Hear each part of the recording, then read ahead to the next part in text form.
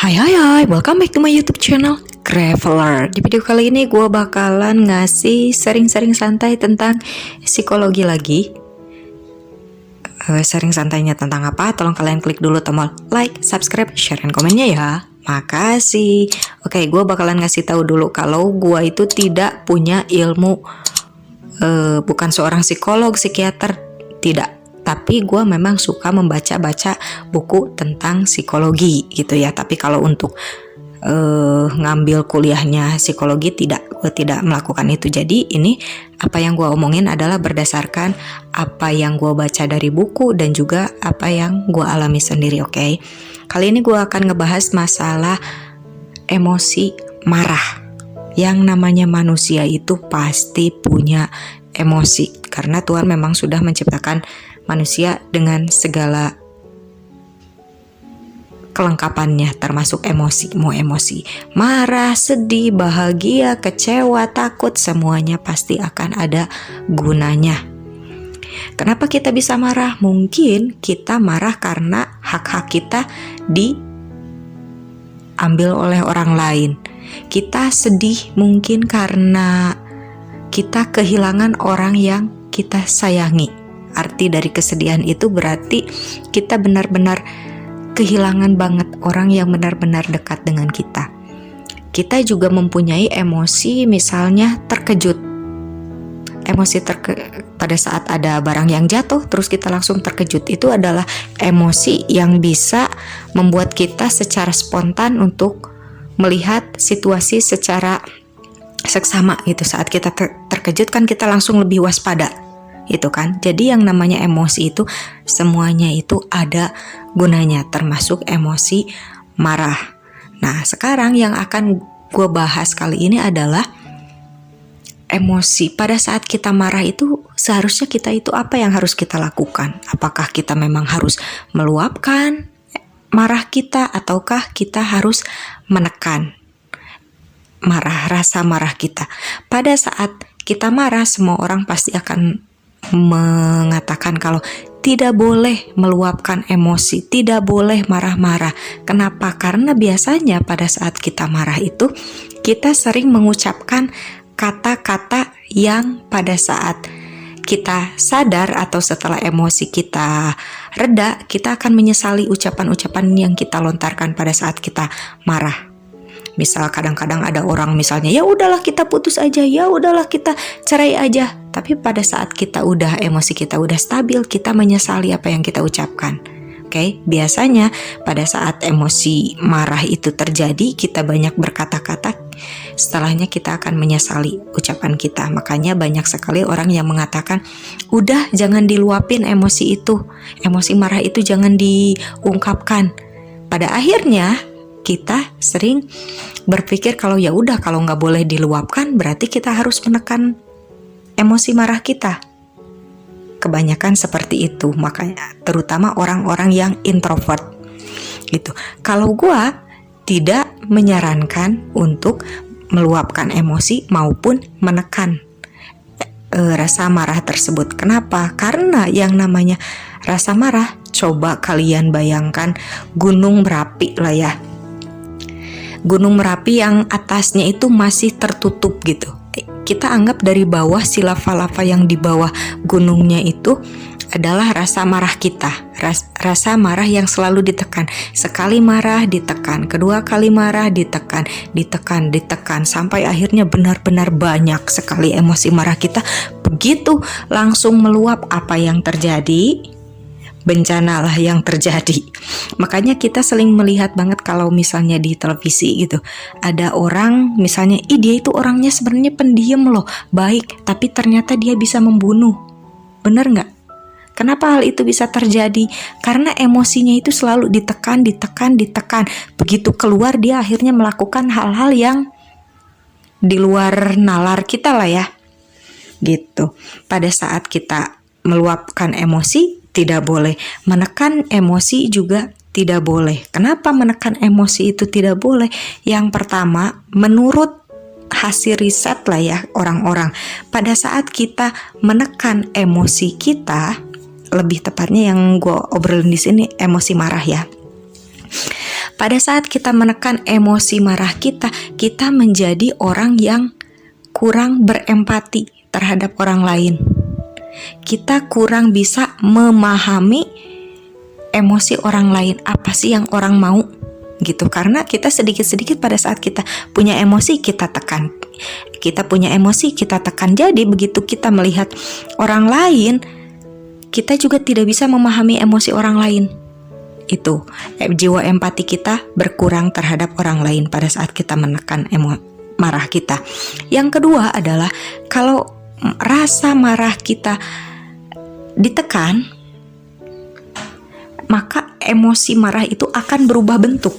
Misal, kita sudah terbiasa untuk menekan rasa marah kita. Pada saat kita tidak mampu lagi membendung rasa marah kita, akhirnya kita marah, sekalinya kita marah terhadap orang lain. Pada saat kita marah itu, ada dalam diri kita perasaan rasa kecewa terhadap diri sendiri karena tidak mampu menahan emosi kita. Jadi bisa berubah bentuk ke dalam bentuk dari awalnya marah menjadi rasa kecewa. Ada juga setelah kita meluapkan emosinya, kita itu akan berubah bentuk menjadi rasa cemas. Kita takut, aduh gue udah marah loh sama dia, gue jadi cemas jangan-jangan dia bakalan ngapain gue lagi. Oke, bisa berubah bentuk menjadi rasa cemas atau berubah bentuk menjadi rasa malu. Gue malu deh tadi udah marah-marah. Oke, awalnya emosinya itu berupa marah, tapi karena dia selalu menekan emosi marahnya, sekalinya dia meluapkan emosi marahnya, si marahnya itu begitu mengeluarkan emosi marahnya, ada perasaan kedua yang dia rasakan. Gue malu deh, tadi gue udah marah-marah. Jadi si marahnya itu berubah bentuk menjadi malu. Atau misalnya menjadi takut. Aduh, gue takut loh tadi udah marah-marah sama dia, jangan-jangan nanti dia bakalan ngapa-ngapain gue. Jadi emosi marahnya itu akan berubah bentuk menjadi emosi yang lain. Karena kita terlalu sering menekan emosi marah. Sekalinya si emosi marahnya itu keluar, akan timbul emosi yang lainnya. Jadi si emosi marahnya berubah bentuk menjadi emosi yang lain. Ngerti ya? Itu dampak kedua kalau kita menekan emosi marah. Dampak yang ketiga pada saat kita menekan emosi marah kita adalah apa? Kita menjadi tidak fokus hadir di saat ini. Oke? Maksudnya itu gini loh. Pada saat kita marah tapi kita tidak meluapkan emosi kita, biasanya emosi kita itu masih ada di dalam pikiran kita. Pikiran kita tuh nggak bisa fokus gitu. Mikirinnya tuh mikirin amarah terus, bener nggak? Bener kan? Pada saat kita marah kita itu nggak bisa kerja, nggak bisa ngapa-ngapain, nggak bisa fokus. Ada lawan bicara juga kita nggak bisa fokus karena yang ada di pikiran kita itu cuman emosi kita aja, marah kita aja. Jadi kita benar-benar tidak bisa fokus di saat ini. Pekerjaan kita menjadi terbengkalai. Kita menjadi orang yang tidak produktif karena pikiran kita terus dihantui dengan emosi marah itu. Oke, kita menjadi tidak produktif. Terus harus gimana dong? Disuruh meluapkan emosi? Tidak boleh. Disuruh memendam emosi? Tidak boleh. Yang namanya emosi marah itu bukan hanya sekedar A atau B. Harus diluapkan ataupun ditekan. Tidak seperti itu. Ada banyak hal yang bisa kita lakukan. Kenapa gue bilang gak boleh diluapkan emosi? Banyak juga ya, ada ustadz yang menyebutkan kalau emosi diluapkan katanya akan menyebabkan penyakit apa. Kalau misalnya kita terlalu sering menekan emosi marah kita, maka akan menyebabkan penyakit apa? Ada kan? Jadi gua secara pribadi menyarankan adalah pada saat kita marah, gua akan menyarankan beberapa solusi ya. Dari solusi ini kalian bisa pilih mana yang cocok untuk kalian terapkan pada saat kalian marah. Yang pertama, buat kalian yang misalnya suka menulis, pada saat kalian marah, kalian bisa menulis di blog kalian, di diary kalian. Yang penting jangan menulis di sosial media, no. Jadi jangan sampai itu tersebar luas ke sosial media karena itu dampaknya malah akan menyebabkan konflik berkepanjangan. No, hanya untuk menulis entah di diary atau blog kalian tapi di private ya, dikunci. Jadi tidak ada yang bisa membaca itu. Untuk menyalurkan emosinya aja, menulis semua emosi kalian luapkan ke dalam tulisan tersebut sampai kalian benar-benar lega banget. Kalian bisa melakukan itu, menulis. Kalau misalnya ada juga cara yang kedua, misalnya kalian bisa berolahraga. Terserah kalian suka olahraganya apa. Misalnya suka di gym kayak, atau suka bersepeda, jogging, basket, sepak bola, apapun itu. Pada saat kalian berolahraga, berkeringat, biasanya otak kita itu menjadi lebih segar, lebih calm. Emosi kita akan menjadi stabil. Sedikit demi sedikit emosi kita akan menurun dan menjadi akan stabil. Bisa dengan berolahraga juga. Atau yang ketiga, misalnya kalian bisa bernyanyi. Entah itu di karaoke, nyanyi di kamar sendirian, di kamar mandi, wah teriak-teriak bernyanyi. Itu bisa dilakukan? Ya, sangat-sangat bisa dilakukan. Kalau ketiga cara itu masih belum juga bisa meredakan emosi kalian, ada cara yang keempat. Caranya seperti apa? Kalian buka handphone kalian, lalu kalian lihat foto orang yang bikin kalian marah. Pasti ada lah ya di handphone. Entah kalian punya di handphonenya atau kalian ngelihat foto dia di sosial medianya. Ya kalian tinggal stalkingin aja lah di sosial medianya. Kalian ambil satu fotonya, terus kalian pandangi itu fotonya di handphone kalian, terus kalian marah-marah di depan fotonya, hanya di depan fotonya ya. Kenapa sih lu tuh gini sambil mandangin itu fotonya gitu. Jadi serasa kita benar-benar marah ke orang itu, tapi bukan ke orangnya langsung ya. Hanya melihat gambar atau fotonya saja kita marah ke fotonya. Marahin aja semua, luapin emosi kalian di situ. Tapi jangan sampai ada orang di situ, oke? Jadi hanya antara kalian dengan fotonya dia yang bikin kita kesel gitu. Marah aja di situ, semuanya luapin. Kata-kata pokoknya sampai kalian merasa benar-benar plong di situ. Oh ya, gua tidak menyarankan kalian untuk curhat sama orang ya. Terutama sama sahabat, sama teman. No, kenapa? Karena biasanya orang yang menusuk kita dari belakang itu adalah orang yang paling dekat dengan kita. Saat ini kita dekat dengan dia, nggak tahu deh ke depannya. Pada saat kita terjadi konflik dengan dia, bisa aja dia akan membicarakan kita. Semua kartu-kartu kita diomongin sama dia, oke? Jadi gue tidak menyarankan kalian berbicara curhat ke orang. Kalau gue ya secara pribadi tidak menyarankan itu. Mendingan kayak gitu, kalian luapin emosi ke dalam fotonya itu. Sambil ngeliatin fotonya, luapin emosi. Setelah beres kalian meluapkan emosi, kalian akan menyadari sendiri, oh iya ya, emosi gue sudah stabil, sudah plong. Pada saat kalian sudah plong, kalian temui orang yang bikin kalian marah, oke?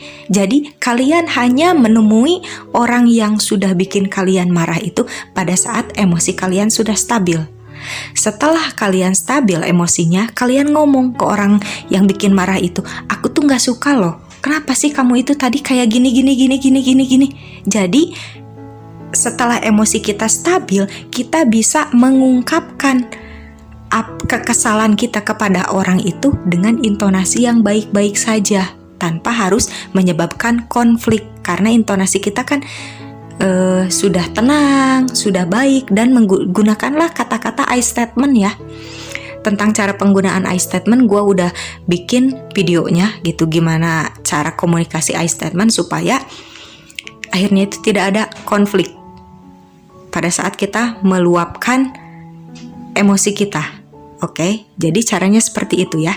Jadi bukan dengan cara meluapkan emosi kita pada saat kita lagi emosi-emosinya ataupun menekan emosi. Nggak boleh. Yang namanya marah itu tidak boleh terlalu diluapkan ataupun ditekan. Tetap harus dikeluarkan, tapi dengan cara yang baik setelah kita merasa emosi kita sudah berada di fase stabil. Setelah emosi kita stabil, kita temui orang yang bikin kita marah. Aku tuh gak suka loh, kamu tuh tadi kayak gini. Aku tuh jadinya tuh ngerasa kecewa. Apa sih maksudnya kamu ngelakuin ini? Nah, di situ aja kita omongin. Dengan cara seperti itu, kita sudah mengeluarkan emosi kita dan emosi kita juga bisa tersampaikan dengan baik dan lawan bicara kita mampu memahami. Oh iya ya, ternyata dia tuh kecewa loh sama gua. Mungkin dengan cara itu dia akan merubah perilakunya atau tingkahnya dan meminta maaf sama kita. Intinya kita masih tetap bisa meluapkan emosi kita dengan cara yang baik, oke? Mungkin segini aja sharing-sharing santai gue tentang cara mengelola amarah gitu. Dan gue juga tidak punya ilmu tentang psikologi segala macam. Jadi kalau misalnya kalian punya ilmu tentang psikologi atau punya cara yang lebih baik lagi, cara yang lain, gimana caranya untuk mengelola emosi marah itu, kalian bisa komen aja ya di kolom komentar. Sebelum gue pamit, tolong kalian klik dulu tombol like, subscribe, share, dan komen. Dan jangan lupa kalian klik loncengnya supaya kalian selalu dapat updatean pada saat gue mengupload video gue yang terbaru. And see you in the next video. Bye-bye.